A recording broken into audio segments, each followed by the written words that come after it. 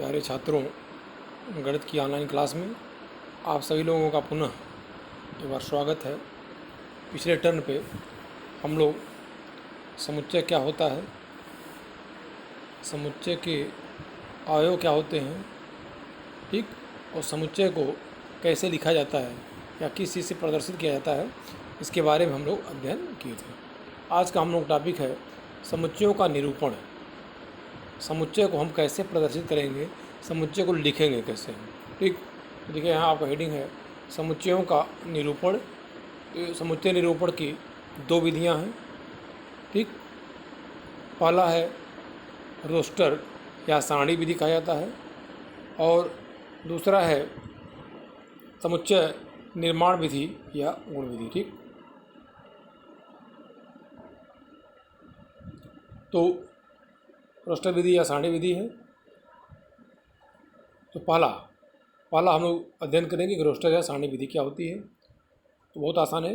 देखिए, इस विधि में जैसा कि परिभाषा लिखा हुआ है, इस विधि में समुच्चय के जितने अवयव हैं, हम जानते हैं कि जिन पदों, ठीक है ना, जिन पदों, वस्तुओं, संख्याओं या अक्षरों से मिल करके समुच्चय का निर्माण होता है, वह समुच्चय के अवयव कहलाते हैं, ठीक। तो इस विधि में समुच्चय के सभी अवयवों को एक मझोले कोष्ठक है, मझोले कोष्ठक के अंदर अर्धविराम लगा करके लिखते हैं। मिला करते क्या है कि एक मझोला कोष्ठक लिख लेते हैं और जितने अवयव हैं सबको उसके बीच लिखते हैं और सभी के बीच में कामा लगा कर लिख देते हैं। जैसे यहाँ लिखा हुआ है कि समुच्चय ए के अवयव 1 2 3 4 हैं, तो हमेशा समुच्चय को कैपिटल से लिखा जाता है, ऐसा बताया गया है। तो मझोला ब्रैकेट लग गया है यहाँ पर, देखिए 1, 2, 3, 4, क्रम में अंतर हो सकता है, ठीक है ना। इसको ऐसे भी लिखिए, ऐसे भी लिख दिया जाए A बराबर 3 2 1 4, दोनों एक ही, ठीक। तो समुच्चय के अवयवों के क्रम में बदलने से समुच्चय के मान में कोई परिवर्तन नहीं होता है, ठीक। ये ध्यान देना है कि अवयव लिखते समय उनके बीच कामा जरूर होना चाहिए, ठीक है। तो सारणी विधि या रोस्टर विधि में मझोला ब्रैकेट लेकर के सभी अवयवों को उनके बीच कामा लगा करके लिख देते हैं, ठीक। यहाँ देखिए एक और एग्जाम्पल दिया लिखा हुआ है, किसी भी समुच्चय को रोस्टर के रूप में लिखते समय किसी अवयव की पुनरावृत्ति नहीं होती है, मतलब 2 बार नहीं आ सकता है। वो 2 बार आया भी हुआ है, ठीक, तो उसको केवल 1 बार लिखेंगे। जैसे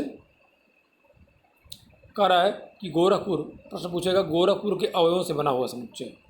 तो गोरखपुर की स्पेलिंग क्या देखिए, GORAKHPUR।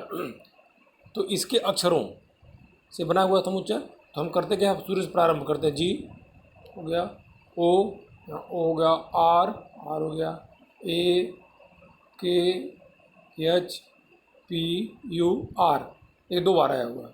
R को केवल 1 बार लिखा जाएगा। तो कोई भी यदि वर्ड दिया हुआ है और उसके अक्षरों का समुच्चय बनाना है तो अक्षरों को लिखेंगे, लेकिन कोई भी अक्षर 2 बार नहीं आना चाहिए, रिपीट नहीं होना चाहिए, ठीक है। अब NCERT किताब में आपके देखेंगे, इसमें NCERT किताब सब लोग ले लीजिए, नहीं है तो ऑनलाइन डाउनलोड कर लीजिए उसको प्ले स्टोर से।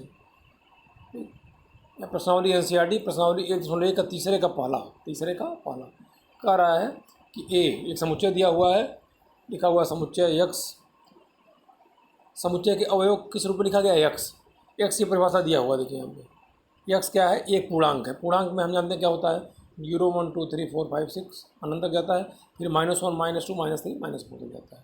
कह रहा ए ऐसे अवयवों का समुच्चय है जो एक पूर्णांक है।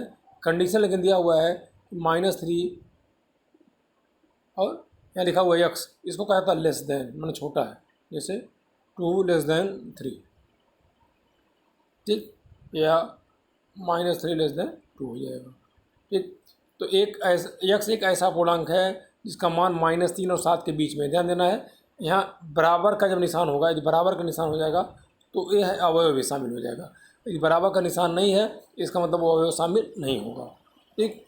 यहाँ लिखा हुआ है -3 x, इसका मतलब x का मान -3 और 7 के बीच में होगा और -3 और 7 दोनों शामिल नहीं होंगे, ठीक। तो 7 से छोटा क्या हो जाएगा, 6 5 4 3 1 शून्य भी आएगा चूँकि पूर्णांक है। फिर एक छोटा -1 -2, -3 शामिल नहीं होगा। तो यह एक अवयव इस प्रकार हो जाएंगे।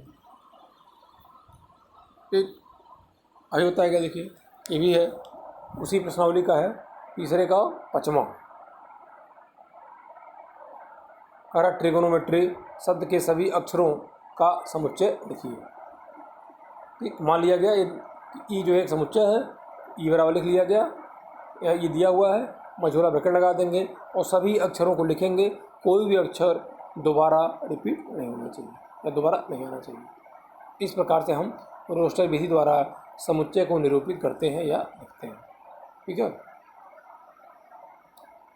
अब अगला आता है समुच्चय निर्माण या गुण विधि। नंबर 2, पहला था रोस्टर विधि, दूसरा है समुच्चय निर्माण या गुण विधि। इस विधि में देखिए, पहले देख लीजिए परिभाषा इसका।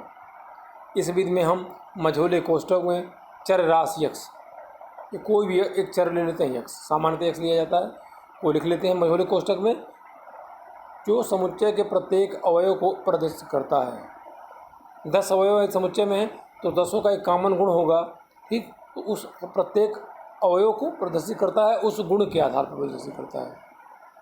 अब हम एक्स का गुण लिख देते हैं, नीचे देखिए क्या है, ये समुच्चय ए के अवयवों का विशेष गुण, कोई गुण क्यों है तो इस प्रकार से लिखा जाता है, ए यक्स डबल बिंदी पढ़ा जाता है सच दैट, मतलब इस प्रकार है, अंग्रेजी में कहते हैं डबल बिंदी का मतलब है सच दैट, या इस प्रकार है कि गुण क्या है उसका क्यों है।